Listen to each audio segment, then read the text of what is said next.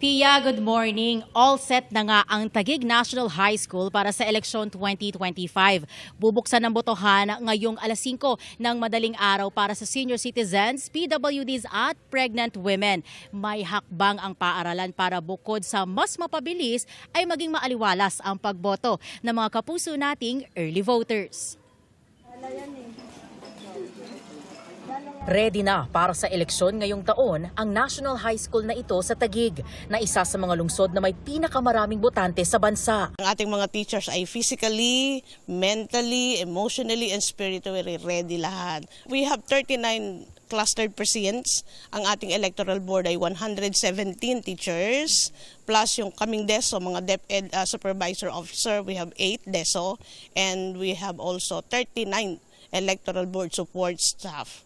So yun ang bumubuo sa ating mga tao ngayong araw na to. We've been prepared for 2 to 3 weeks before the giving of paraphernalia po. As a matter of fact po, most of the teachers dito na po natulog sa school para at least hindi na po kami mangarag or mahirapan mag-prepare. Nitong Sabado natapos i-deliver ang election paraphernalia sa Taguig National High School. Dalawa ang itinalagang voting areas para sa mga botanteng senior citizens, PWDs at pregnant women. Yan ay ang covered court at chapel ng paaralan. Silang dalawa itong strategically, itong area na to yung pinakamalapit sa gate, doon sa entrance natin, and at the same time malapit doon sa mga presinto kung saan sila nakaregister. Also, dito rin natin inilagay dahil sa panahon, yung heat na nararanasan natin. So mas maalwan dito sa covered court kung dito sila magkakas ng kanilang boto.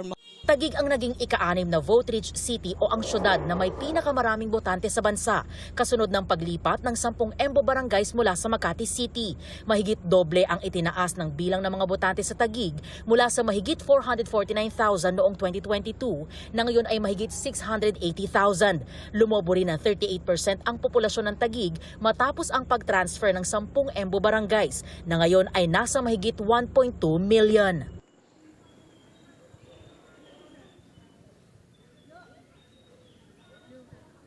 Pia, yung nakikita ninyo sa aking likuran ngayon, yan yung main entrance at nag-iisang entrance dito sa paaralan. No? Diyan pumapasok yung ating mga botante at kanina ilang minuto lang bago mag-alas 4 ng madaling araw ay nagsimula ng pumasok yung ating mga poll watchers. Dito naman sa aking kaliwa, ito yung chapel, no, na isa doon sa priority o yung special polling precinct natin. Ito yung lugar kung saan boboto naman yung ilan sa mga kapuso natin na senior citizens, PWDs at pregnant women. Ito yung tinalaga nila na area, no, para sa mga voters na yon dahil ito nga yung pinakamalapit sa ating main entrance. At yan yung ginawa ng paaralan para hindi na mahirapan yung mga early voters natin ngayong eleksyon 2025.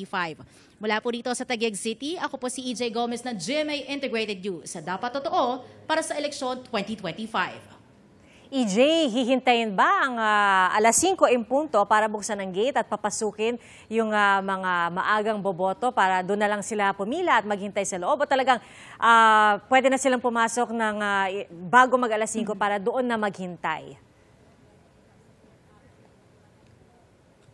Alam mo, Pia, meron na tayo nakita, no, na ilang mga senior citizens, karamihan ay senior citizens na naging considerate naman yung paaralan dahil meron silang tinalaga dito, yung nakikita ninyo na waiting area, may mga ilan na pinapasok na senior citizens pero guided lang sila ng mga staff nitong paaralan dahil alas 5 pa nga magsisimula yung ating voting pero dun sa mga talagang maaga na nagtungo dito sa Taguig National High School ay pinapasok sila at mag-iintay muna sila dyan sa waiting area ng paaralan. Pia? Alright, EJ, nakikita na natin na unti-unti na nga silang dumarating para maghintay dyan. Maraming salamat sa iyo, EJ Gomez.